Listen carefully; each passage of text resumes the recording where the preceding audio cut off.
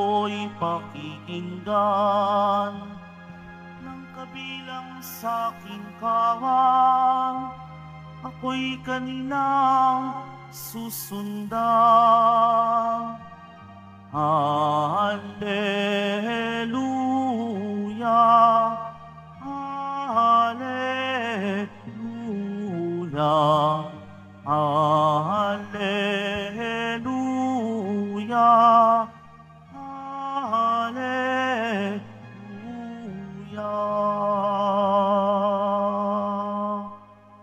Sumainyo ang Panginoon. At sumaiyo rin. Ang mabuting balita ng Panginoon ayon kay San Juan. Papuri sa iyo, Panginoon. Taglamig na noon, kasalukuyang ipinagdiriwang sa Jerusalem ang pista ng pagtatalaga ng templo. Naglalakad si Jesus sa templo. Sa portiko ni Solomon, pinaligiran siya ng mga Hudyo at sinabi sa kanya, "Hanggang kailan mo kami pag-aalinlanganin? Kung ikaw ang Kristo, sabihin mo na ng tiyakin." Sumagot si Jesus, "Sinasabi ko na sa inyo, ngunit ayaw ninyong maniwala.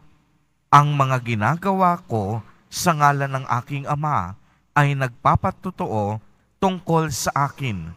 Ngunit ayaw ninyong maniwala, sapagkat hindi kayo kabilang sa aking mga tupa.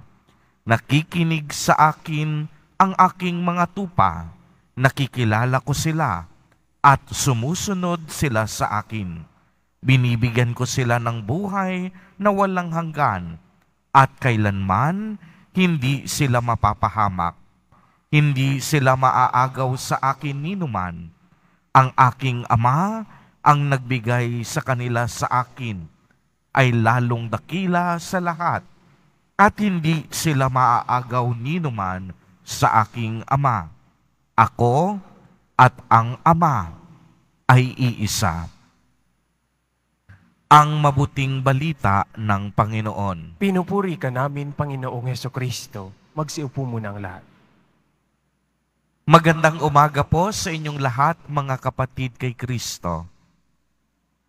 Sa lahat po ng ating mga taga-subaybay sa iba't ibang online platforms at sa lahat ng ating mga kadiboto sa iba't ibang panig ng Pilipinas at maging sa buong mundo kung saan tayo ay naaabot ngayon ng ating live streaming. Mapayapang umaga din po sa inyong lahat. Purihin at dakilain natin ang ating Panginoon, ang mahal na poong Jesus Nazareno.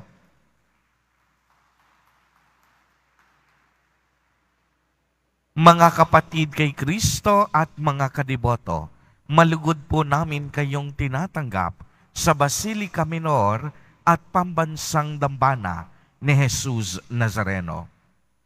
Ang atin pong mahal na poong Jesus Nazareno ay tunay ngang isinugo sa atin ng Diyos Ama.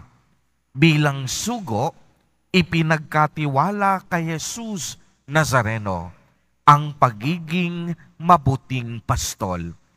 Si Jesus Nazareno, tinaglay niya at ginaganap ang misyon upang iligtas ang bayan ng Diyos mula sa kasalanan, mula sa paghihirap, at mula sa pagkaalipin.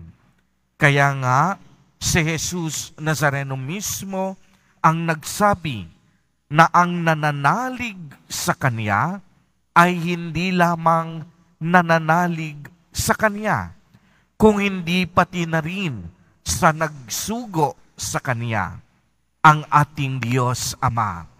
At ang nakakita sa Kanya, nakita na rin ang Diyos Amang nasa langit. Totoong-totoo po iyan.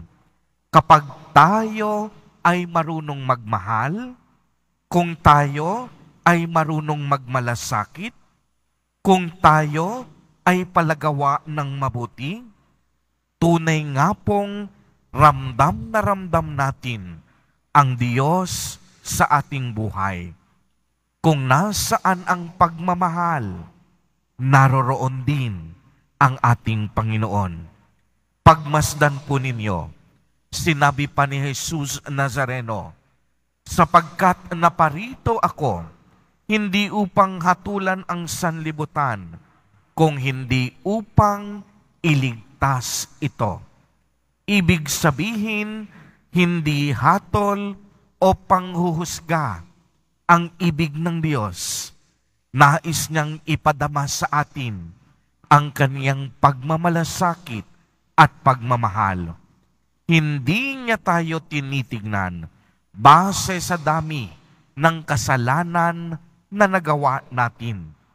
Tinitignan niya tayo base sa kaniyang awa at habag. Kaya nga mga kapatid kay Kristo at mga kadiboto, huwag po tayong magdadalawang isip na lumapit at magbalik loob sa ating Panginoon. Mabuti, mapagmahal, at maawain ang ating Diyos. Naparito si Jesus Nazareno upang tulungan tayong makabalik sa ating Diyos Ama, upang tayong lahat maging karapat-dapat sa Kaniyang kaharian. Kakampin natin si Jesus Nazareno. Siya ang mabuting pastol na mag-aakay sa atin kung tayo'y pagod na sa ating buhay. Siya ang mabuting pastol na gagabay sa atin tungo sa landas ng kabanalan. Siya ang mabuting pastol na magbubusog sa atin ng espiritual na kalakasan. Siya ang mabuting pastol na patuloy tayong hahanapin kung tayo ay nalilihis o naliligaw na ng landas. Si Jesus Nazareno, ang ating mabuting pastol, at siya lamang, bukod tanging siya lamang, ang tunay na daan, liwanag, katotohanan, at buhay. Amen. Purihin at dakilain natin ang ating Panginoon, ang mahal na poong Jesus Nazareno.